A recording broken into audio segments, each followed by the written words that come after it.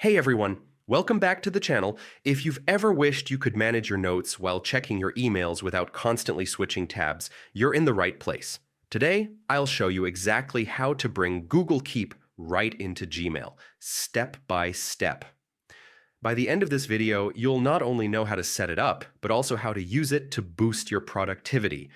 So stick around till the end for some powerful tips. First things first, this works best on Google Chrome since it integrates seamlessly with Google's apps. So make sure you're using Chrome before we start. Now open a new tab and go to the Google homepage. In the top right corner, you'll see the Google Apps icon. It looks like a small square made of 9 dots.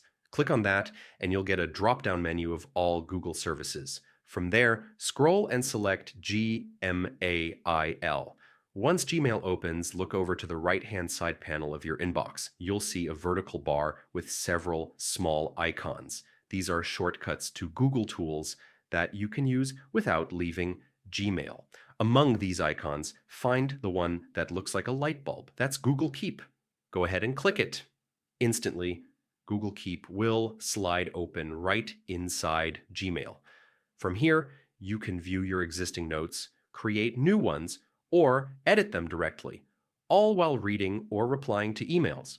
This means you can jot down ideas from an email, make a quick to-do list, or keep reference notes handy without ever opening a new tab. The benefits? You get immediate access to your notes, you save time by not switching back and forth, and you stay more organized because everything you need is right there in one place. Whether you're managing projects, replying to clients, or keeping track of personal tasks, this simple integration can really streamline your workflow. That's it. Simple, quick, and super effective. If this guide helped you out, don't forget to hit that like button, subscribe for more productivity tips, and check the description below for more useful tools and resources. Thanks for watching, and I'll see you in the next video.